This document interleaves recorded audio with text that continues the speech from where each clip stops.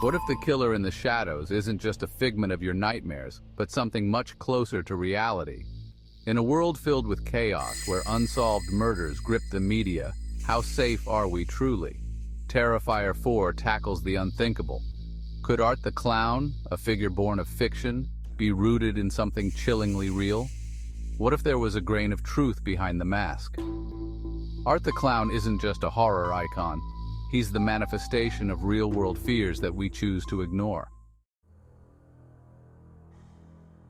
Chapter 1. The Beginning of the End. Sienna's breathing was shallow, her chest rising and falling as sweat drenched her skin.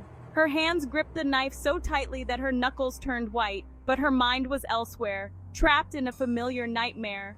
When her eyes shot open, she didn't recognize the room she was in. Not at first. The sterile smell of antiseptic and the soft beeping of medical machines slowly registered. She was in a hospital. A glance at the knife in her hand sent a surge of panic through her body. How had it ended up there? She had been asleep in her own bed just a moment ago, hadn't she? The lines between dream and reality blurred, just like they had so many times before. The nightmare was always the same. Art the Clown, stalking her, taunting her, never dying, always coming back. She forced herself to sit up, her mind racing. She hadn't been in Miles County since the Christmas massacre 2 years ago. It had taken everything in her to leave the town, to escape the constant reminders of the horror she'd survived. She moved to the West Coast, changed her number, cut ties with the past, but somehow it had found her again. This hospital, why does it look so familiar? A jolt of recognition hit her. It was the same hospital where her brother Jonathan worked. How had she gotten here? Before she could make sense of it, the door creaked open and a familiar figure stepped inside. Sienna, you're awake, he said, relief evident in his voice. We've been monitoring you. Monitoring me? What's going on? Her voice came out hoarse, raw, as if she hadn't spoken in days. Jonathan stepped closer, his eyes dark with concern. You were found outside near the hospital. You had the knife in your hand. You've been sleepwalking again. Her heart dropped. Sleepwalking? That hadn't happened since she was a kid. After everything that had happened with Art, she had nightmares, sure, but sleepwalking? That was something else entirely. I don't remember, Sienna whispered, feeling a cold chill settle in her bones. You've been like this for days. I was hoping it was just the stress, but it's getting worse. We need to talk about what's been happening. Sienna wanted to argue, to tell him that she was fine, but the words died in her throat. She wasn't fine. Ever since that night when she thought she had finally killed Art the Clown, she had been haunted by his face, by the sheer evil that radiated from his grin. The authorities had found his mangled body, confirmed his death, and yet, deep down, she always feared it wasn't over. It's happening again, isn't it? She asked, her voice barely above a whisper. Jonathan nodded, his expression grim. There's been a new string of murders. Brutal, just like before. Sienna's stomach twisted. No, not again. The headlines had already started making waves in the media. Unsolved murders, all featuring a killer with a grotesque sense of humor. But Sienna had tried to avoid it, to pretend it wasn't connected. Maybe someone was copying Art's crimes, a sick tribute. But the timing, the method, it was too specific to be a coincidence. There's something else, Jonathan said, his voice dropping. I've been working with some patients. They're showing symptoms, Sienna. Symptoms like yours. Sleepwalking, violent impulses, and they keep talking about him, about Art. The blood drained from her face. That's impossible. He's dead, Jonathan. I killed him. I know you did, but whatever he was, whatever power he had, it's spreading. Jonathan's words hung heavy in the air, a realization too terrible to accept. Spreading. The idea sent shivers down her spine. Art the Clown wasn't just a man. He had been something else, something darker, something capable of coming back from the dead, twisting the minds of those around him. What if Jonathan was right? What if Art's evil was spreading like a virus, infecting people? Sienna shook her head, trying to push the thought away. She wasn't ready to believe it, but Jonathan's expression was serious, haunted. He had seen too much in the past few months. The string of murders had hit too close to home. She could see the fear in his eyes, the fear that maybe Art hadn't just survived, but evolved. Jonathan, what do we do? Sienna's voice was unsteady as she realized the gravity of what he was saying. We find out where it's coming from. If Art's somehow still out there, we put an end to it once and for all. Jonathan's words were resolute, but Sienna wasn't sure if it was that simple. There was something insidious lurking behind Art's twisted smile, something that no one had fully understood yet. She had seen it in his eyes before, something beyond human. First, we need to get you out of here. If you've been affected, if he's inside your head, we need to stop it before it gets worse. Sienna clenched her fists. She wasn't going to let Art control her. Not again. But as Jonathan led her out of the hospital, one thought gnawed at her. What if he's already too deep inside?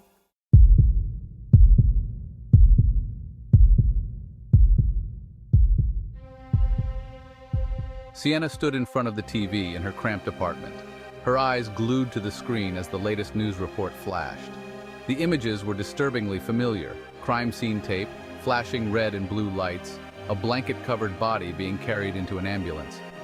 This wasn't just another random crime in Miles County. The mutilation of the victims, the symbols scrawled in blood, she knew them all too well. Art's signature. But this time, the media wasn't calling it a serial killer. They were calling it a movement. The reporter's voice was low, conspiratorial. Authorities are investigating a disturbing rise in what experts are calling copycat killings, inspired by the infamous Miles County massacre. But some say these killings aren't just a result of fascination with Art the Clown. They're part of something much bigger, a coordinated effort to bring his reign of terror back to life. Sienna felt a cold chill as the report continued. The anchor pulled up clips from various corners of the internet, forums, YouTube channels, and podcasts. The headline at the bottom of the screen read, "Terror Unleashed. Is Art the Clown cultivating a new breed of killers?" "I told you this would happen." Jonathan's voice came from behind her, startling her. He had entered the room quietly, his expression as grim as hers. He tossed a stack of printouts onto the table, screenshots of comments, posts, and articles from the darkest parts of the internet. "People are romanticizing him," Jonathan said, disgust thick in his voice. "They're turning him into a symbol of rebellion, chaos. There's a whole subculture now, Sienna. People who think Art's message was more than just violence. They think he's some kind of anti-hero." Sienna's mind was spinning. Anti-hero? He was a monster. "Exactly," Jonathan replied, his tone hard. "But look at this." He pointed to one of the articles, its headline glaring back at them. "The New Age of Fear, Why Art the Clown's Legacy Lives On." In the article, a well-known pop psychologist had drawn comparisons between Art's rise and real-world cult leaders, men like Charles Manson and Jim Jones, who managed to convince their followers that violence was a form of enlightenment. The article suggests that Art's message, the rejection of societal norms through brutality, has found its way into the minds of people who already feel disillusioned, abandoned, or angry, Jonathan explained. Sienna could barely comprehend it.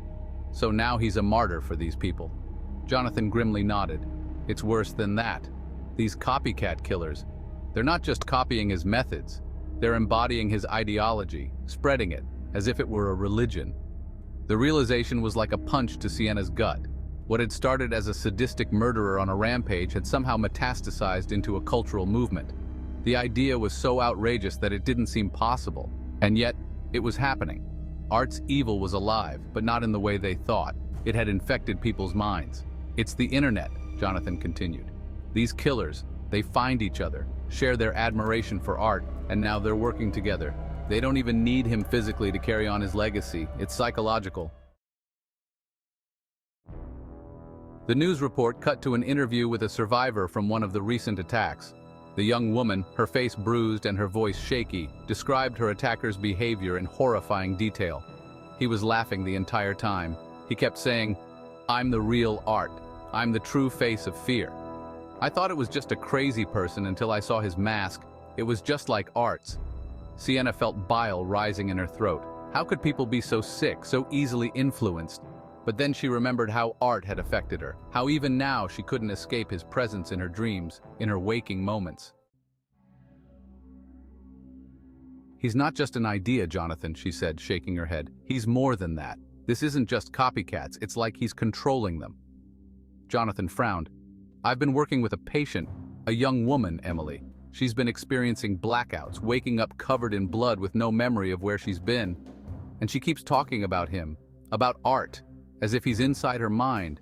Sienna stared at him. You think she's one of them? One of the copycats? I don't know, Jonathan admitted. But she's not the only one. There are more people like her. People who seem to be influenced by something they don't fully understand. It's almost like a shared psychosis. They believe Art is still alive and they're acting out his will. Sienna shivered. How is that possible? He's dead. I killed him, Ed. I killed. Maybe, Jonathan said, his voice grim. But what if he's found a way to live on? Not physically, but through his influence. Like a virus that infects people's minds, makes them do things they'd never do otherwise. The thought was too horrifying to consider, but Sienna knew Jonathan wasn't exaggerating. Art had always been more than just a man. He was a symbol, a manifestation of pure, unrelenting evil. And now that evil had taken on a life of its own, spreading through the darkest corners of society, latching onto the weak and vulnerable. He's spreading, Sienna whispered, like a disease. Jonathan nodded. And we need to find a way to stop it before it's too late. But how could they stop an idea? How could they fight something that had already embedded itself into the minds of so many people? Sienna's phone buzzed on the table, interrupting her thoughts. She glanced down and saw a message from an unknown number. You can't stop him. He's everywhere now. He's inside us. Her blood ran cold. The message was followed by a picture. Art's face, grinning that same horrifying grin, staring back at her through the screen. Jonathan looked over her shoulder and saw it too. His jaw tightened. This isn't just happening here, Sienna. This is bigger than we thought.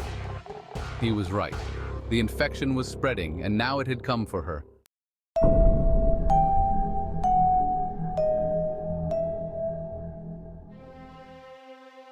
Sienna stared at the message on her phone, the words seeming to pulse with a life of their own. He's inside us. The truth was sinking in faster than she could process. This wasn't just about copycat killers anymore. The infection was real, and it was spreading like wildfire through minds, through screens, through the darkest parts of the human psyche. Jonathan was pacing the room, frantically piecing together what was happening. This is bigger than a cult or a few obsessed fans. There's something more going on here. People are being manipulated, but not just by Art, by the very idea of him. Sienna felt the weight of those words. Art was no longer a man in a mask, no longer even a killer. They were dealing with an epidemic of fear itself, and it was mutating. The murders weren't just random acts of violence. The attackers, like Emily and countless others, were being drawn into something sinister, something that preyed on their minds and controlled their actions. But how? As if to answer her question, the television flickered again and another special news report came on. This time it was about an online group calling themselves Art's Disciples.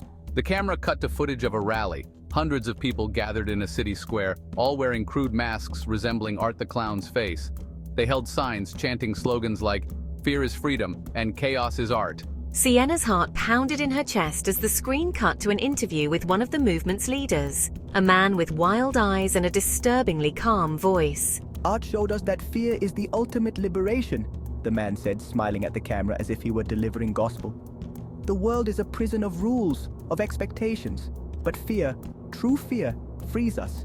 It's the only thing that's real. The camera zoomed in on his face, and for a second, Sienna thought she saw something in his eyes. Something black. Something unnatural. Like a flicker of darkness that passed through his pupils. It was the same kind of darkness she had seen in Art's eyes. Jonathan clicked off the TV. It's like a cult, but deeper. These people believe they're doing something meaningful. Art's not just a symbol to them. He's an idea, a way of life. And now, that idea has taken hold. Sienna's pulse quickened. But what's driving it? Why now? Jonathan hesitated, his face pale as if he didn't want to share what he'd discovered. There's something I haven't told you. During my research, I came across a series of psychological studies from the 1960s. Experiments that were never declassified, but rumors have been circulating on underground forums. Sienna raised an eyebrow. What kind of experiments? The kind that mess with people's minds. The government was looking into fear, how to weaponize it, how to use it to control populations. The project was called Operation Nightmare. They believed that if they could create the right kind of fear, they could manipulate people on a mass scale. Some say Art's legacy was born from that program. Sienna was stunned. You think Art was part of some kind of psychological warfare experiment? Jonathan nodded. I think he's the result of something bigger, something that was never supposed to see the light of day. If the stories are true, he was conditioned to embody pure fear, to break people from within. The idea seemed too far-fetched, too horrifying, and yet it made a disturbing kind of sense. Art was never just a regular killer. He had always been something more, something primal. The way he had played with his victims, drawn out their fear, thrived on it. It was like he had been crafted to do exactly that. And now, Jonathan continued, the internet has amplified his reach. Every video, every meme, every conversation about him spreads that fear further. It's like a virus that's been lying dormant and now it's awake. Sienna's mind raced. If Art wasn't just a psychopath but a product of something much darker, something that could spread across society, then they were dealing with a force far beyond what they had imagined. We need to find the source, Jonathan said urgently. If we can track where this all started, maybe we can stop it before it's too late. I was about to respond when my phone buzzed again. I looked down, expecting another cryptic message, but this time it was something worse.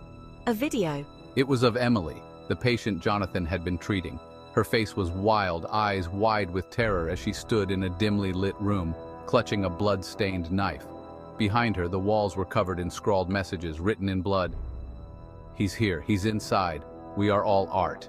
He's coming for you, Sienna. He's coming for us all. Before Sienna could process what she was seeing, the screen went black, and a single word flashed across it. Run! Sienna's heart skipped a beat. Jonathan, she's in danger. We have to go, now. They raced out of the apartment, adrenaline pumping through their veins as they sped toward Emily's last known location, a rundown warehouse on the outskirts of town. As they drove, Sienna couldn't shake the feeling that they were walking into something far bigger than they could handle. The warehouse loomed in the distance, its windows shattered and walls covered in graffiti. They crept inside, their footsteps echoing in the vast, empty space. The air was thick with tension, the kind that made your skin crawl. Did you hear that? Suddenly, a faint noise echoed from one of the far rooms, a soft, manic giggle that sent a chill down Sienna's spine. She and Jonathan exchanged a glance, both knowing what that sound meant. Art was here. They found Emily in the center of the room, standing before a large mirror. Blood covered her hands and arms, and her eyes were wide and vacant, as if she were in some kind of trance. But it wasn't just her reflection in the mirror. It was Art, standing right behind her, grinning. But when Sienna blinked, Art wasn't there. Only Emily, her face contorted in fear. He's inside me. He's everywhere. Before they could react, Emily lunged at them, her knife flashing in the dim light. Jonathan grabbed her, struggling to restrain her, but Emily's strength was unnatural. Sienna watched in horror as Emily's face twisted into a grotesque smile, one that looked eerily familiar. Art's smile. He's already won. You can't stop him. He's in all of us now. As Emily collapsed to the ground, Jonathan knelt beside her, shaking his head in disbelief. She's not the only one. This is happening everywhere. We can't stop this. Sienna's blood ran cold. The fear was no longer just an external force. It had infected the very people they were trying to save. Art's influence had spread too far, too deep, and now it was in the minds of countless people, shaping their actions, twisting their reality. The fear wasn't just spreading, it was evolving. Oh no. And in that moment, Sienna realized the terrifying truth. Art didn't need to be alive to continue his reign of terror. He had become something much worse. He had become an idea that could never die.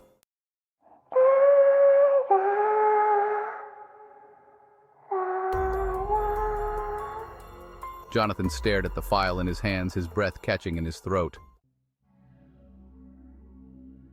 Everything he had thought, everything he had believed about Emily was about to unravel in the most horrifying way possible.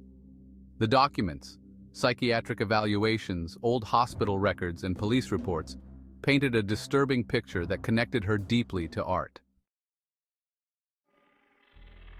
Emily's near-fatal encounter with a masked killer years ago had been more than just a brush with death. She wasn't just a survivor. She had become something much more sinister. As Jonathan read on, a cold dread settled in his chest. This wasn't just trauma haunting her. Art had been slowly, methodically taking control of her mind. Emily was becoming Art. He couldn't shake the feeling of dread as he pieced it together. Emily's violent dreams, her erratic behavior, it all made sense now. Art hadn't just chosen her randomly. He had been tied to her family for generations. Her grandmother had been one of his earliest victims in Miles County, and that trauma had been passed down, haunting Emily's subconscious until Art could exploit it. The realization hit Jonathan hard. Art's resurrection wasn't supernatural, but psychological. He had been inside Emily's mind for years, manipulating her, grooming her. Each time she had been drawn to the scene of another murder, each time she had felt a strange compulsion to stay connected to the crimes, it had been Art, pushing her, bending her will to his. Jonathan flipped to the last page of the report and froze.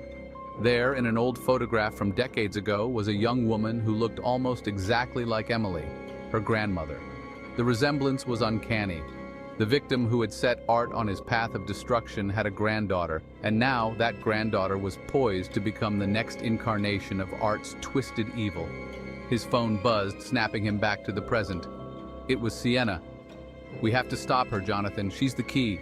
If we don't stop Emily now, she'll be lost to Art forever." Sienna's voice was urgent, but Jonathan could hear the underlying fear. They both knew the gravity of what was happening. Emily was not just a victim. She was becoming the new vessel for Art, and they had little time to save her. Jonathan raced to Emily's apartment, his mind a whirlwind of anxiety. This was no longer just a battle against a copycat killer. They were facing Art himself, reborn, alive in the mind of a fragile young woman who didn't even realize she had already lost control. When they arrived, the apartment was eerily quiet. The door was slightly ajar, a flickering light casting long shadows in the hallway. As they cautiously stepped inside, they saw Emily standing in front of a mirror, her eyes wide, her face expressionless. Her hand was smeared with blood, and scrawled on the wall behind her in jagged letters were the words, "I am Art." Sienna gasped, stepping back instinctively. Jonathan's heart pounded in his chest. He had been right. Emily was no longer Emily. Art had taken over completely. Emily turned slowly to face them, her eyes hollow, her lips curling into a twisted smile that mirrored Art's grotesque grin. "He's been inside me all along," she whispered, her voice calm and haunting. "You can't save me. I don't want to be saved." Before Jonathan or Sienna could react, Emily lunged toward them, her eyes blazing with madness. Jonathan managed to restrain her, but she was unnaturally strong, fueled by the dark presence that had consumed her mind. "I'm not Emily anymore," she hissed through gritted teeth.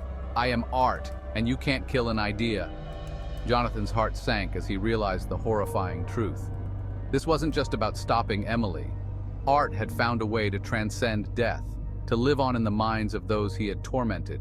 He was no longer just a person. He was an idea, a virus infecting everyone who came into contact with his evil. Sienna grabbed Jonathan's arm, pulling him away from Emily's thrashing body. "We need to get out of here," she urged, panic rising in her voice. "We can't save her, she's already gone." But Jonathan couldn't move.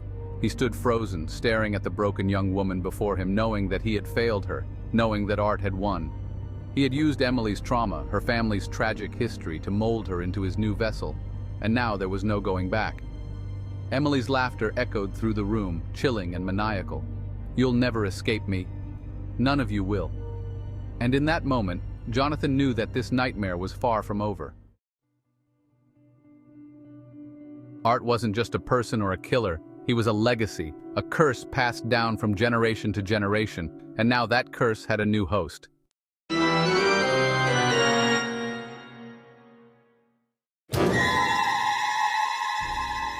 The air in the abandoned warehouse was heavy with the suffocating stench of mildew and rot. Shadows danced eerily on the cracked walls, flickering in the dim light of the single swaying bulb that illuminated the center of the room. Sienna stood there, her pulse pounding in her ears, staring down the woman who once was Emily, but now moved with the eerie, unnatural grace of something far more sinister. This was the place where Art had begun his reign of terror, the place where countless lives had been brutally extinguished. Now, it was about to become the stage for Sienna's final confrontation with the monster that had haunted her life. Her hands tightened around the steel pipe she had picked up earlier, her knuckles white with the effort. Every instinct screamed for her to run, but there was no more running. This had to end. Emily, or what was left of her, stood on the opposite side of the room, her head tilted at a grotesque angle, her eyes wide and empty, devoid of any trace of the person Sienna once knew. But it wasn't Emily's voice that came out of her mouth. It was his voice, that familiar, chilling, guttural laugh that had once only been a nightmare. Now it was all too real. "I've been waiting for you, Sienna," Art's voice rasped from Emily's lips, sending a wave of revulsion through her. "You've always been my favorite." Sienna's heart dropped. Hearing that voice, his voice, coming from Emily's mouth was like being plunged into ice water. It was a cruel, inescapable reminder that Art had taken everything from her, and now he was wearing her friend like a grotesque mask. Sienna raised the pipe, her hands trembling as she faced the creature that had once been Emily. "I'm going to end this," she growled, though her voice wavered with the weight of everything she had lost. "I'm going to end you." The thing that had once been Emily grinned, a hideous parody of Art's signature smile. "You still don't get it, do you?" the voice taunted, dripping with malice. "You were never going to stop me. This was always about you, Sienna. You were the one I've been waiting for." Sienna's grip tightened as Art's words twisted inside her mind. She had always been the one who survived, the one who fought back, the final girl in a game she hadn't realized she was playing. But why? Why had he targeted her from the beginning? What was it that made her so important to him? "I'm not playing your sick game," Sienna spat, stepping closer, her pulse roaring in her ears. Emily's head twitched unnaturally, her mouth still twisted in that chilling grin. "Oh, but you are. You've been playing all along. Every step you've taken, every choice you've made, it's all led you here. I wanted you to be here." The weight of his words settled over Sienna like a dark cloud. Her breath hitched as she struggled to make sense of it. This wasn't just about killing him. This was something much deeper, something far more personal. Art had orchestrated everything, manipulating events to lead her here, to this exact moment. Before she could react, Emily's body convulsed violently, and a sickening sound of cracking bones echoed through the warehouse. Sienna's stomach turned as Emily's body contorted into a grotesque, inhuman shape, her limbs bending at unnatural angles, her head lolling back as if it were about to snap. And then, just as Sienna thought the nightmare couldn't get worse, Emily spoke again. But this time, her voice wasn't Art's. It was her mother's. "Sienna, sweetie," the voice crooned, sending chills down her spine. "Why didn't you save us?" Sienna stumbled back, her mind reeling. No, this couldn't be happening. This wasn't possible. Her mother was dead. Her whole family was dead, killed by Art years ago. But now, their voices were coming from Emily's broken body, taunting her, blaming her. "Why didn't you save us?" her father's voice echoed, followed by her brother's. "You let us die." Tears welled up in Sienna's eyes, her mind fracturing under the weight of guilt and horror. This was Art's final cruel trick, forcing her to relive the deaths of her loved ones, to confront the guilt she had buried deep inside her. He wasn't just trying to kill her physically. He was trying to destroy her mind. But Sienna couldn't let him win. Not like this. With a primal scream, she lunged forward, swinging the pipe with all her strength, aiming for Emily's head. The impact was sickening, the crack of bone reverberating through the empty warehouse. Emily collapsed to the floor in a lifeless heap. Sienna stood there, panting, her heart racing, the pipe still clutched tightly in her trembling hands. It was over. She had done it. She had finally ended Art's reign of terror, or so she thought. Suddenly, the lights in the warehouse flickered violently, and the temperature dropped sharply. A low, rumbling laugh echoed through the room, but it wasn't coming from Emily's body. It was coming from everywhere. Sienna's blood ran cold as the truth crashed down on her. Art wasn't gone. He had never been just a man. He was something far more insidious, something far more terrifying. And now, he wasn't just in Emily. He was everywhere. The laugh grew louder, more menacing as the shadows around Sienna began to move, twisting and shifting into horrifying shapes. The walls seemed to close in on her, the air thick with an oppressive, suffocating darkness. "Did you really think it was that easy?" Art's voice boomed from the shadows, his tone mocking, cruel. "I've only just begun." Sienna's heart pounded in her chest as the warehouse began to shake, the very foundations of the building rumbling beneath her feet. She turned to run, but before she could take a step, the ground split open, and from the darkness below, a hand shot up, Art's hand, grabbing her ankle and dragging her down into the abyss. Sienna screamed, clawing at the ground, trying to hold on, but it was too late. The darkness swallowed her whole.